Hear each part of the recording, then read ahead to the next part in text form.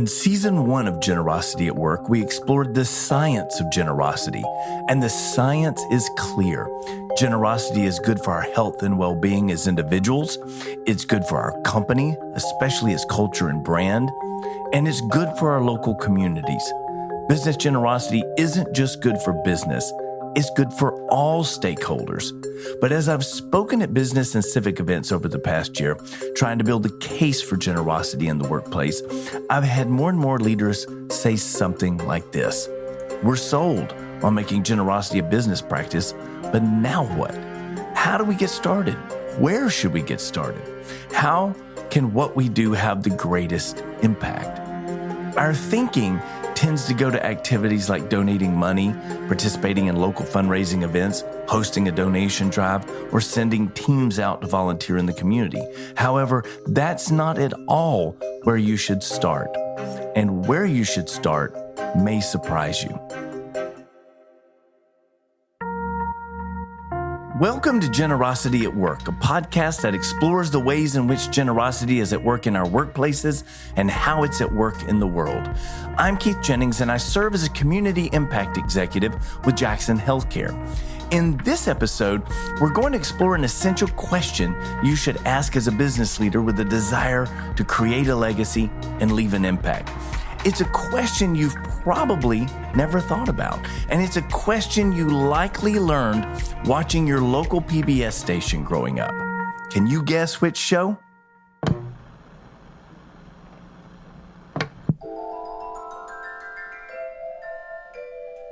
The camera pans back across a collection of multicolored buildings, some brown, some gray, others blue and green.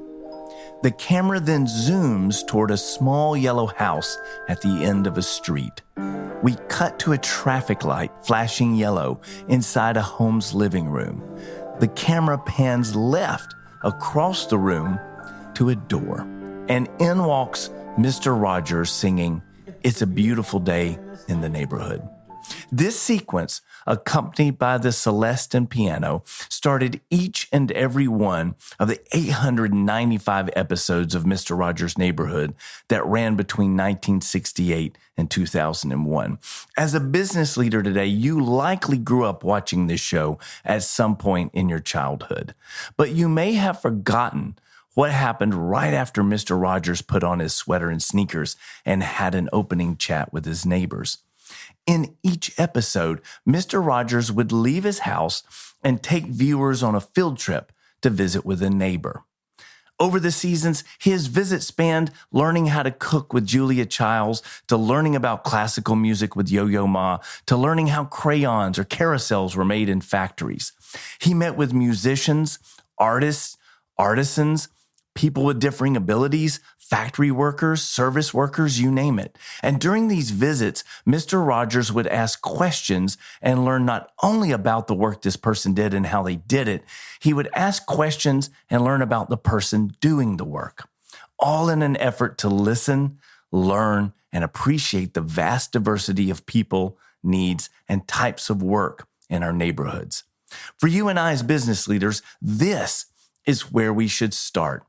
Too often, in an effort to do good, overzealous people tend to jump into causes and activities they don't understand, and this can cause more harm than the help that's intended. We should start with thinking of our organization as a neighbor, and we should start with investing time in our local communities in an effort to listen to people, learn about what needs are out there, and understand the work already being done to address those needs. Only then can we discover opportunities to partner and serve in ways that can bring lift. Which leads us to an obvious question we should ask. What is a neighbor? In the spirit of Mr. Rogers, I decided to go out into the neighborhood to find someone who could answer this question for me. What I wish more than anything was that I could visit with Fred Rogers himself. He's been a longtime hero of mine and a guiding light in the work I do serving the needs of others. But he passed away in 2003 and his wife Joanne passed away in 2021. But then it hit me. I knew the perfect person to visit with about this neighbor question. So I fired off a speedy email, and what happened next thrills me to this day. When Mr. Rogers' opening chat with viewers was drawing to a close, he would sometimes get a knock at his door from Mr. McFeely, the speedy delivery man. Mr. McFeely was played by David Newell, who not only appeared in nearly half of the 895 episodes spanning more than 3 decades. Mr. Newell served as head of public relations for Family Communications, the company behind Mr. Rogers' Neighborhood. From 1968 to this day, Mr. Newell has worked tirelessly to promote the legacy of Fred Rogers in neighborhoods around the world. I couldn't think of a more perfect person to visit with to discuss what a neighbor is and how business leaders could take notes from Fred Rogers' example. And we'll visit with our speedy neighbor, David Newell, after this quick break.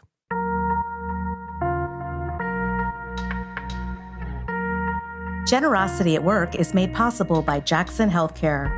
As one of the nation's premier healthcare workforce companies, we're driven by our mission of improving the delivery of patient care and the lives of everyone we touch. Founded by our chairman and CEO, Rick Jackson, we began on a simple principle that talented professionals with a shared purpose can improve lives. Serving more than 10 million patients each year, we're proud to appear on the 100 Best Companies to Work For list by Fortune and the Companies That Care list by People. And we're always looking for bright professionals with a drive to serve others and grow professionally. If that's you, visit us at jacksonhealthcare.com.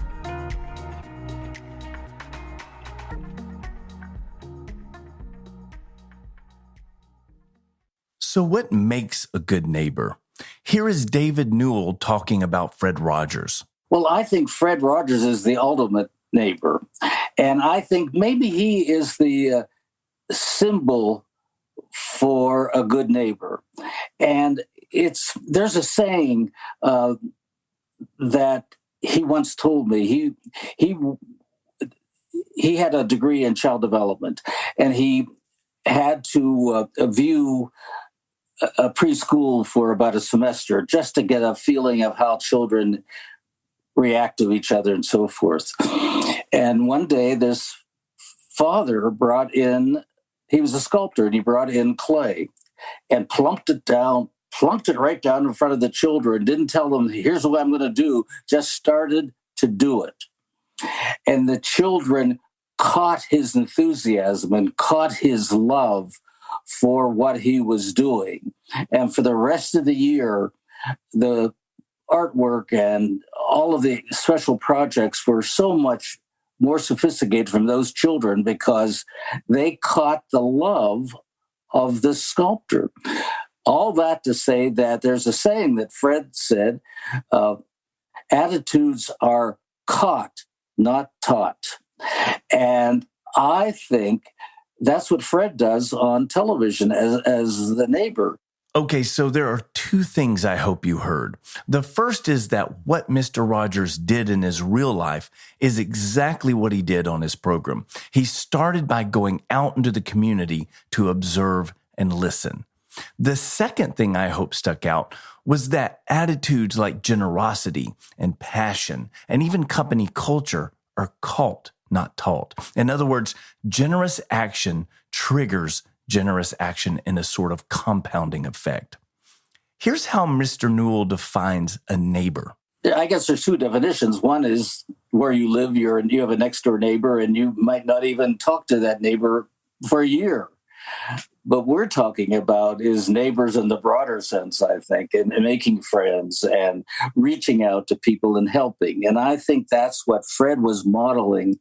I shouldn't say I think, I know that's what Fred was modeling on his program. He was using television very creatively. In fact, how he used to describe television is that the child at home and the producer, the performer, whoever on the screen, the space between the screen and the child is holy ground. And producers of children's television, over any television for that matter, have a responsibility to produce the best material they can, especially for young children. And that's what Fred did. He had that responsibility. That was his mission. Responsibility and excellence. A good neighbor believes they have a responsibility to serve others, and they have the desire and discipline to carry out that missional service with excellence.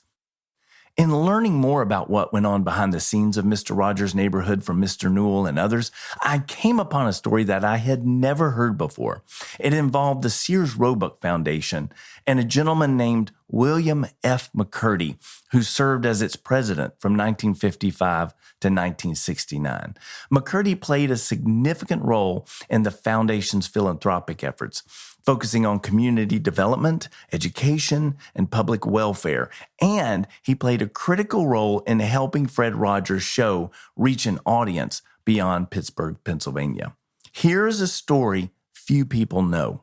Okay, well, on the first day of taping, my job was to be the production coordinator, assistant. I was to get all the props and costumes. That was one part of my job. And the other part was to play Mr. McFeely. Well, the very first day of taping, I had all the props in line and I was ready. And it happened to be in the first program. I was standing there in my costume ready to go. And Fred was too. And the phone rang in the control room and they came to get Fred. And he went in to answer the phone. It was the Sears Roebuck Foundation calling. The foundation gave the money, not the store directly. It was the foundation of the store. And the head of the foundation, his name was Mr. McCurdy. And he was calling to say, thank you. We know you're starting today. We love the concept of the neighborhood program, and we wish you well in your first day of taping. Then he paused a bit, according to Fred. He said, but I would appreciate it if you wouldn't call the delivery man Mr. McCurdy, because Fred wrote his own scripts and was calling Mr. McCurdy, the delivery man, Mr. McCurdy, my part, sort of as a thank you to the foundation. And Mr. McCurdy said, I understand all of that, but I would prefer that you use another name. That's my only request. So Fred came back in the studio and I knew he was processing something, and he walked right up to me and he's still processing. And he said, we have to get you another name. We're going to start the tape in 20. And before he finished that sentence, he said, McFeely, that's your name, McFeely, because his middle name is Fred McFeely Rogers. I love that story because it says so much about the humility and servant leadership style of William McCurdy. Mr. Rogers' Neighborhood was a household name. Bill McCurdy was not. But without his support through the generosity of the Sears Roebuck Foundation, the show's reach, impact, and legacy would never be what it became. That's the power of neighbors supporting neighbors. That's the power of generosity at work. It's like the old saying that goes something like, there's no limit to what you can accomplish if you don't mind who gets the credit. Finally, I spoke with Mr. Newell about his role as head of public relations for the Fred Rogers production company. I asked him to speak about his role as a business neighbor out representing the show. Being PR, I had a lot of responsibility because the phone would ring constantly wanting to interview Fred Rogers, or can Mr. Rogers come to speak at our graduation? Can he do this? Can he do that? Even if he had the time, he couldn't do it all. So I started to say, well, now, Fred, maybe I could go out as McFeely and visit this one public station, and maybe I could do this. So what I started to do was, when the public station would want Fred, I said, well, he just can't do it because we're taping too. We were still taping, and he was running the program, and his time was so limited. And then when he had some time off, he wanted to spend it with his family on the weekends. So I wasn't married at the time. So I said, Fred, there is I think it was Wichita, Kansas, was having a TV auction to raise money. And we're having it in a train station in downtown Wichita. And I went to be a guest auctioneer. And I did that. And then other stations would say, well, can you come to ours and be a guest auctioneer? And so I would do a lot of events for public stations. And then that went into doing concerts with community symphonies or local symphonies. I would read maybe Peter and the Wolf, or I would read Introduction to the Orchestra as Mr. McFeely. So I was able to extend the program, help the public station, and at the same time promote the program too. So it was really helpful that I was also Mr. McFeely. What I love about this is that it speaks to the heart of what makes a business neighbor unique from an individual neighbor. As a business neighbor, we can have many people represent the company and the community. We can have many people observing and listening to needs, and we can share in this sense of responsibility and service together. In this episode, we've learned that the first step in becoming a generous business isn't giving money or sending teams out to volunteer. The first step is investing time in your local community, listening and learning. This leads to that essential question you should ask as a business leader seeking to create a legacy and leave an impact. And the question is this: in what ways can my business be a good neighbor to the people and places it touches? This includes your employees, vendors, investors, clients, and local community. Imagine the impact if more businesses operated as good neighbors who actively listen to the needs of their communities. It really would be a beautiful day in our neighborhoods. But we're just getting started on this journey. Now that you're thinking like a neighbor, the next step may surprise you.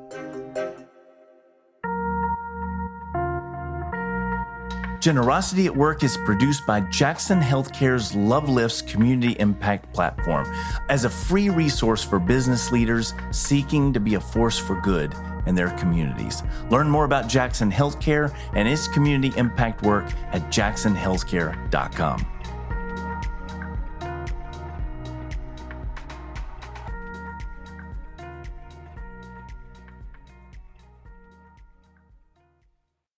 All right, so if you're still listening, this is a PS. First of all, as a huge fan of Mr. Rogers' Neighborhood and Fred Rogers, I was so excited to get to connect with David Newell. And I have to say, he is one of the kindest gentlemen I've had the privilege of talking to. He's exactly who you think he is. But the cool story here is that a few days after recording the interview with Mr. Newell, I got a package in the mail. And on the package, it said, speedy delivery. And he sent me the sweetest note and a DVD and some Mr. Rogers' Neighborhood stuff. And it absolutely made my day. So he really is the epitome of a good neighbor. See you next episode.